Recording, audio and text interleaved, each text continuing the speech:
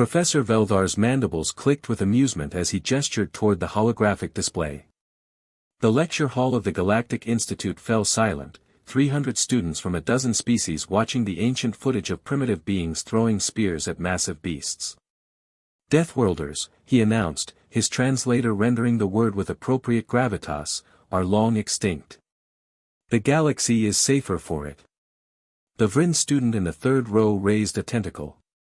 But Professor, what about the humans? They claim Earth as their homeworld, and the classification clearly marks it as a statistical anomaly, Veldhar interrupted, his smirk evident even across species barriers. Humans are not true Deathworlders.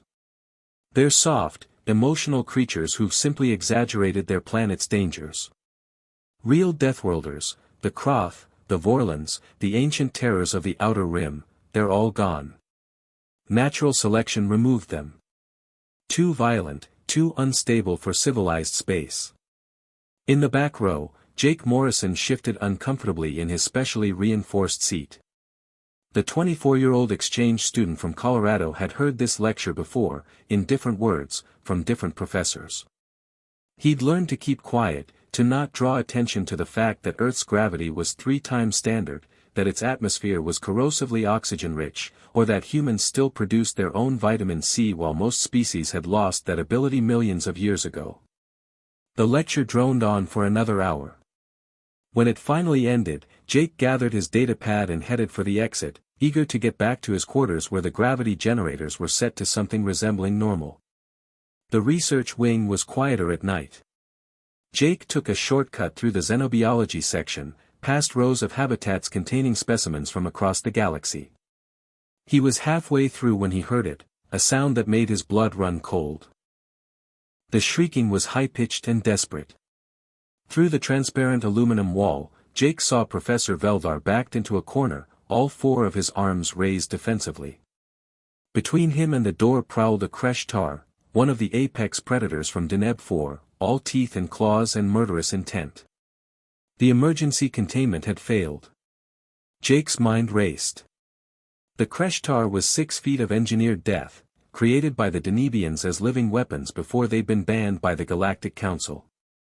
Its scales were harder than steel, its reflexes faster than any civilized species could match. Standard protocol was to seal the section and wait for the military containment team. But Veldhar didn't have that kind of time. Jake's hand went to the emergency panel, but he paused. The containment team was 15 minutes away. Veldhar would be dead in 2. He looked at the professor, the same one who'd spent the afternoon explaining why humans weren't really dangerous, why Deathworlders were extinct, why the soft emotional mammals from Earth were nothing special. Damn it, Jake muttered. He opened the habitat door. The Kresh-Tar's head snapped toward him, eyes glowing with predatory focus. It was a perfect killing machine, designed by evolution and genetic engineering to be unstoppable.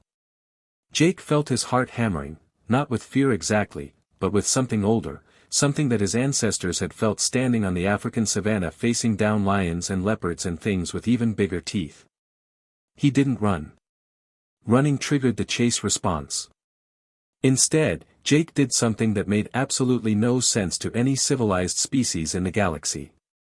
He dropped into a crouch, making himself smaller, less threatening. He turned his body slightly sideways, avoiding direct eye contact while keeping the predator in his peripheral vision.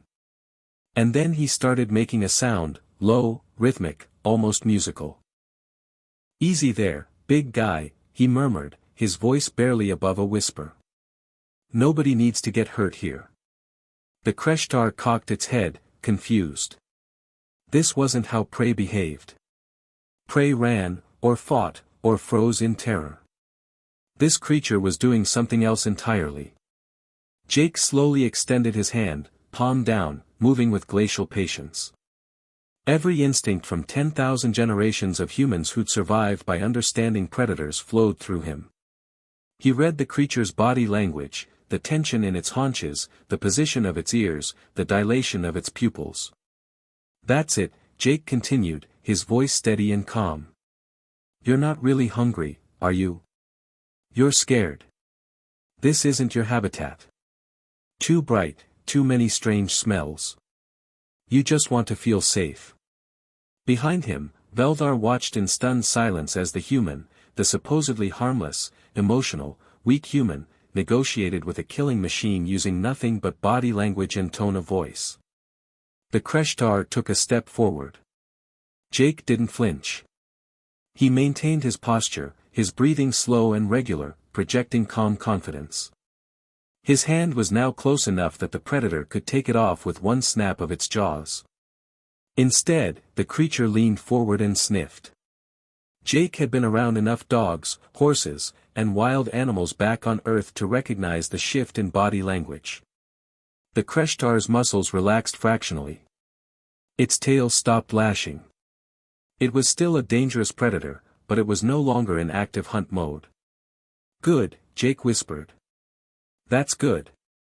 Now, let's get you back where you belong." Moving with exquisite care, Jake stood and began walking backwards toward the creature's original habitat. The Kreshtar followed, curious now rather than aggressive. Jake maintained his calm demeanor, his movements fluid and unthreatening, speaking in low tones that seemed to resonate with something primal in the predator's brain. 5 minutes later, the Kreshtar was back in its habitat, the emergency containment reactivated.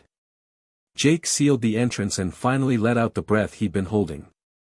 Professor Veldar approached on shaking legs, his skin having lost several shades of its natural color. How did you?" Jake turned to face him, and for the first time, the professor saw something in the human's eyes that made him understand. They were predator's eyes. Not cruel, not violent, but aware, the eyes of something that had spent millions of years both hunting and being hunted, that understood death intimately because it had danced with it every single day. "Professor," Jake said quietly, "Earth didn't make us soft. It taught us something better than violence. It taught us understanding. Every human child grows up learning to read the body language of animals that could kill them. We domesticated wolves into dogs, turned prey animals into livestock, learned to coexist with creatures that should have eaten us.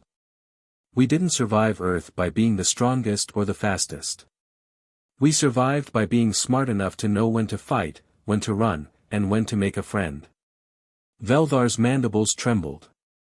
"But the legends of Deathworlders, they speak of violence, of conquest." "Yeah," Jake nodded. "We can do that too, if we have to. That's what makes Earth a death world. But here's the thing you never understood, Professor, the most dangerous thing about humans isn't that we're good at violence. It's that we're good at everything. We adapt. We empathize. We understand. And that makes us more dangerous than any predator that only knows how to kill." The security team arrived moments later, but word of what had happened spread through the institute like wildfire. By morning, Professor Veldar had submitted a formal request to revise his lecture materials. And Jake? He went back to his quarters, set the gravity to 3G, and called his mom back in Colorado to tell her about his day, just another human from Earth, carrying the legacy of a death world in his bones, proving that sometimes the scariest thing about a predator is its capacity for kindness.